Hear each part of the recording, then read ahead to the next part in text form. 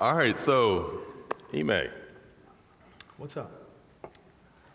how has art saved your life? Wow. That's a loaded question, Damon. I'm saying, they brought me up here. Yeah. They asked me these questions.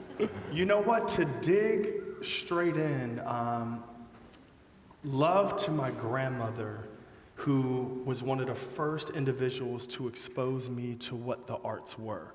I don't come from a background of the arts, but one Christmas, she purchased a Yamaha keyboard with these pre-programmed drum patterns on it. It was probably about this big. I think she got it from Sun TV and Appliances, which was the original Best Buy, right? And when I got this keyboard, I said, oh, well, what do I do with it? I played with it, and that was some of the very first introduction into the arts. But of course, life happens. Shout to my mother, who is just an incredible inspiration to me. She had to raise 2 kids. And one of the hardest jobs in America is to raise a black man. And my mother did what she had to do, working 2 jobs. So the arts was always there, but when life happened, my sister was diagnosed with HIV/AIDS when she was relatively young, and it sort of took our family by storm. And I had to connect to a lot of the arts in order to help me get out of that situation, the mental weight of a situation like that. So I started to listen to hip hop, and hip hop began to speak to me in a way that nothing else did. The way Rakim spoke his lyrics, the way LL Cool J was aggressive, the eloquence of MC Lyte or a Queen Latifah. And I started to download the little pieces and the nuggets that would stick with me, and I began to put those pieces together for my life. So artistically, hip-hop started there, and then growing up, I had a bout with homelessness. I was homeless for about a year and a half in the streets of Pittsburgh, and I slept under bridges, did the shelters, did the, Jubilee Kitchen, the Rainbow Kitchen that was in Homestead. Would go in with my wipes that I got from Refco. Before there was a CVS, there was a Refco. I would get my wipes, go to the YMCA that was on the Boulevard of the Allies. That's where I would take my showers and sort of go along.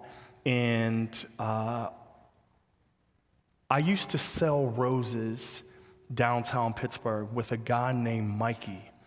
Mikey was a Caucasian gentleman. He still actually sells roses today.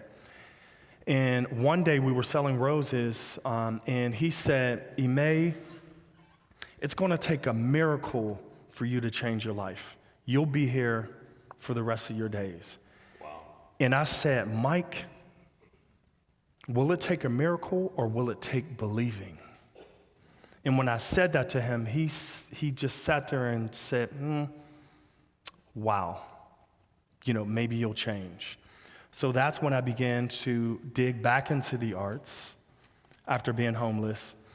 And I called my mother, on the phone, and I said, Mom Dukes, I want to come and maybe, sleep on your couch until I get things together. And then that's when I started to dive back into hip hop in order to take me to the next level of life that I wanted to go. You know what I mean? How did that transition happen? I mean, so you said you got back into hip hop. So what was your re-entry?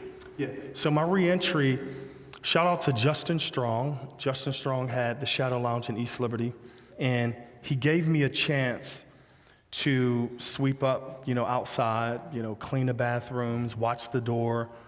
And my mother had a friend that worked at the post office in Wilkinsburg. And there was this small radio station called WURP that had their P.O. box there. So she called my mom and said, hey, listen, I know Emmai's into the arts. how about he interviews with John Hill from WURP? And I interviewed with him, and he said, all right, I'll give you a job. This was after I was a mailman for about 6 months. So he gave me a job to get back into the arts. I ended up working at WURP, working at Shadow Lounge. I used to sleep at WURP, slept at the Shadow Lounge a couple times, and it allowed me to get back into the arts. Some mail was delivered to the Shadow Lounge that was supposed to go upstairs. I took that mail upstairs, and I looked through a mail slot, and I seen a 300 square foot room. And I said, if I am going to change my life, I need to get rid of my fear, and I need to not be a victim, of whatever circumstances that were surrounding me at that time. And I put a bunch of equipment in that room and started Your Mom's House. And when I started Your Mom's House out of 300 square feet of space, I took 90 cents of every dollar, invested it back in. So I turned that 300 to 600, that 600 to 900. Hired my first employee in 2005, Corey Gale, who's still with us today. Started Hip Hop on Lock, which is an arts education program for young people from kindergarten to 12th grade. And recently started Optic Voices, which is an interactive photography exhibit that tackles social change. And so what year was it when you first started Your Mom's House? I started in 2001, October of 2001. Okay. I started Your Mom's House. And I didn't know you then, but I knew of you. Yeah. And it's just a testament to how you just don't know what people are going through. Exactly. And I see you doing, everyone, if you're in Pittsburgh, you see Emmai. Like, you see him at parties, you see him doing videos, you see him taking pictures, you see him wearing shoes everywhere, bow ties everywhere. And, and again, I had no idea of the background and of the struggle. And I think that there's this assumption that when you see people who are successful, that they've always been that. Yeah. And that obviously isn't the case. And that segues into, I guess, the next topic, which is your wife. Yeah. And you've been very candid about the mental health issues, mental health struggles that she's had, and how art has had a transformative impact on her, on her recovery. Can you expound with that and be a little bit more, specific in terms of how art actually did that for her? Absolutely. I'm going to be transparent that about a year and a half ago, a year or so ago, adversity struck my family, and it was pretty public, only because, the type of work I do and things of that nature. And my wife struggled with a bout of depression that moved into the area of anxiety, that ultimately moved into the area of being diagnosed with bipolar disorder. And, it was tough for our family. It was tough for me as a husband because, here is a beautiful human being that, I married that I don't want to say had mental issues or mental illness. We don't like to call it mental illness. It was just a different path of mental health. So, when she went through a manic episode, a lot of people didn't understand what she was going through, and everybody was quick to judge her and quick to dismiss her. And my wife is amazing, extremely intelligent. Some of the institutions she has under her belt are Winchester Thurston, graduate of University of Chicago, Harvard. These are institutions that are under her belt. And when people started to judge her, it put her into a certain box where, it was difficult for her to communicate. It was difficult for her to socialize. And me being a husband that wanted to be dedicated to my wife, a lot of people are like, oh, well, aren't you going to leave her? Oh, well, isn't that it? Like, what are you doing? Why are you still with her? When you get married, you're dedicated. It says when in sickness and in health. It doesn't say, oh, when you're over the situation, then you can leave. No. So I had to dig into myself to find out, let us go back to the arts. Instead of psychotherapy or talk therapy, which is often parallel to someone diagnosed with bipolar disorder, how do we go into the arts, right? Because it was very tough for my wife, a failed attempt at suicide, and it was really hard on me just as much as it was on her and, orbiting the family. So one thing I know about my wife is that she loves to write. She's one of the most incredible writers that I know. So, in talking and trying to orbit around this new diagnosis that she had, we talked about, okay, how about you write poetry? How about we use that as a therapy, as artistic therapy? Some of us in here, we may paint, we may journal, we may rap on the side, come up with some raps, and things of that nature. So she dug into poetry, and poetry helped my wife get back to her. And it was amazing how it's not always about the medication. It's not always about the diet, but it's also about the mental diet. And poetry really helped to get her to the next level as well. So it was a form of catharsis. Yeah, for her. absolutely. And also, I guess, doesn't replace, whichever, therapy was necessary, but was a supplement to it. Yeah, Okay. and we don't look at it as mental illness. We look at it as mental wellness, right? That's what we have to get back to in order to stop the stigma that's related to mental health. It's not a situation that we have to sweep under the floor if one of our family members doesn't really speak well, or if one of our family members doesn't show up to dinner like they used to. These are things that we need to learn how to build. If there's no blueprint, go within to help build the blueprint so the rest of the family surrounds that person. So we've been able to surround Patrice in that situation to become a better situation. That's real. Wow.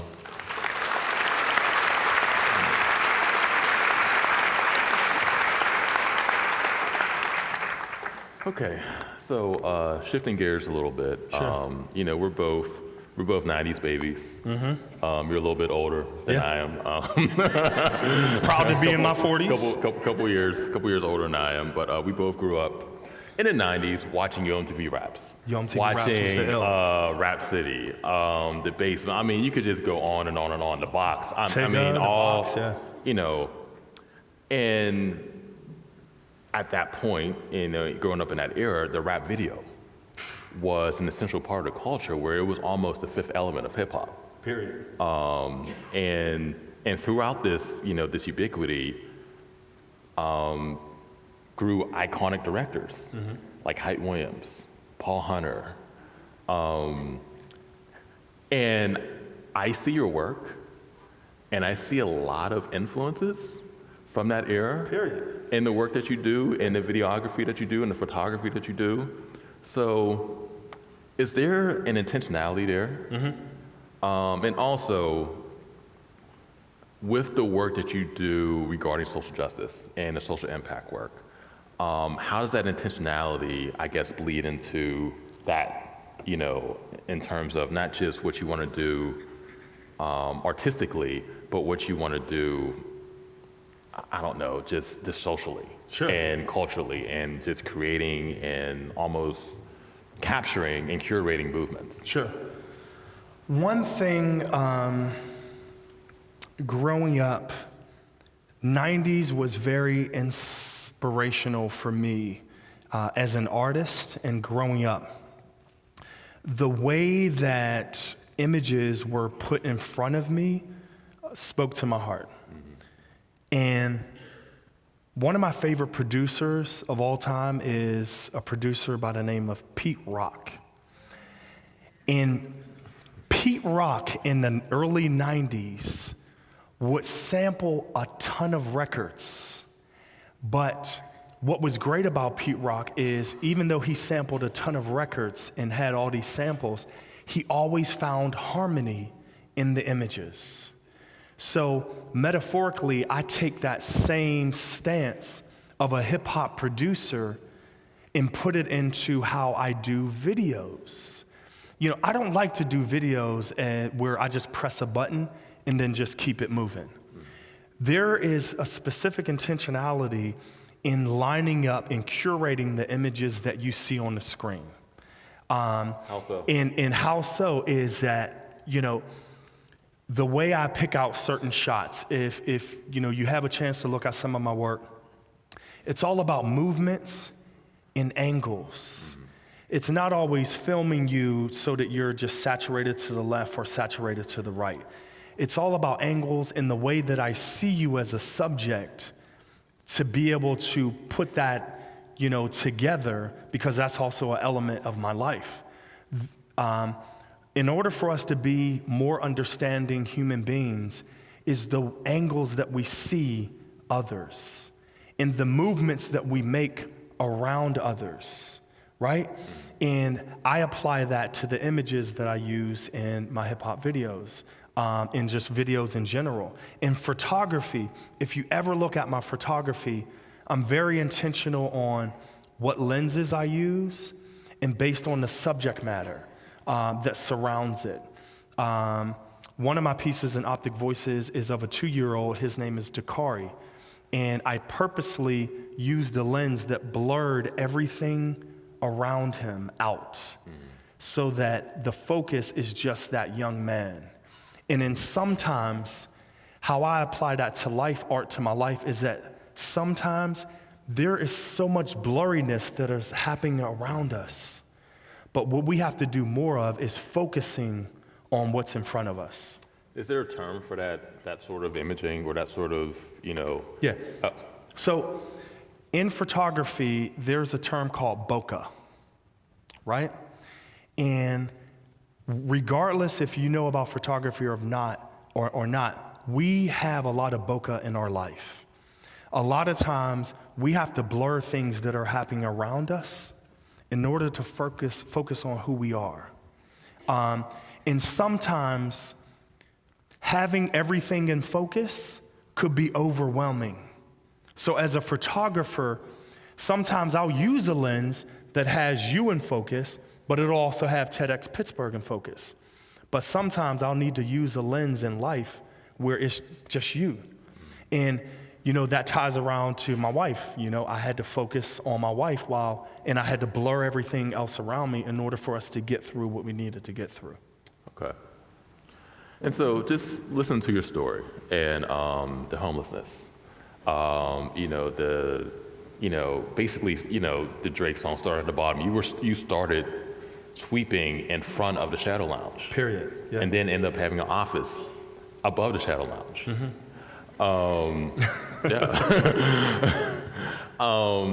And so, you had this adversity, you have, whatever personal struggles, and this has culminated to you being who you are today, winning an Emmy. Why are you bringing up old stuff? I'm just saying. Why are you bringing up old stuff? I'm just saying. I mean, I looked at your Wikipedia page. It's on there. And so how has this adversity, this struggle, this experience helped you to develop the negatives in your life? Beautiful. Great question. Oh. Developing the negatives, right?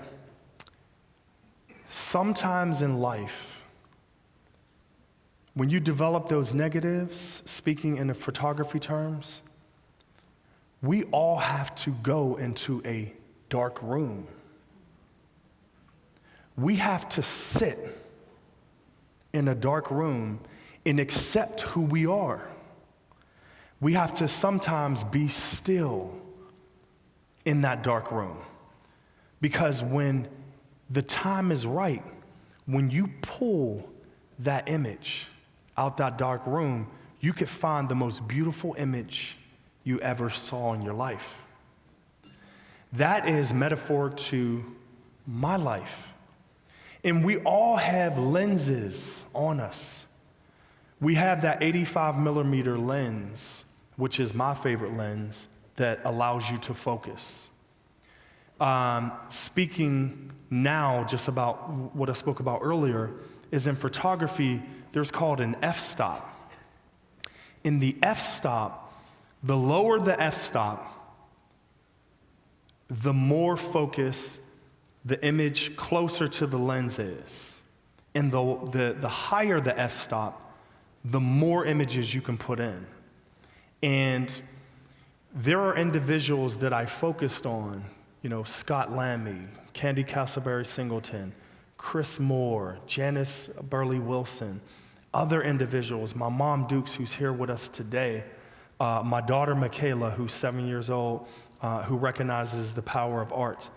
These are individual lighthouses that, regardless of my swim, regardless of the storms, as long as those lights continue to spin around me, I'll be able to gravitate towards that light. And that's what's called the aperture. And in photography, the aperture is how wide the circle in the lens gets. Because the tighter the aperture, the less light. So as individuals, we need to open our aperture to understanding, open the aperture of love. It's not about, awards all the time and, Emmy this and da-da-da. It's not about the awards, but it's about the rewards. We have to start to understand that we are all photographers and we are all artists.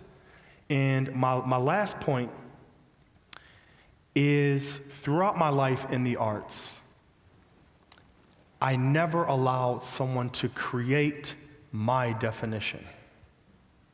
There's hardly any words in English language where you can only use one word to define it. You need multiple words to define almost every word in a dictionary. Who are the words? Who are the verbs? Who are the nouns? Who are the adjectives that help you to create your definition? And I inspire every last one of you, whether you're here or whether you're watching on the stream or this YouTube video right now, create your definition.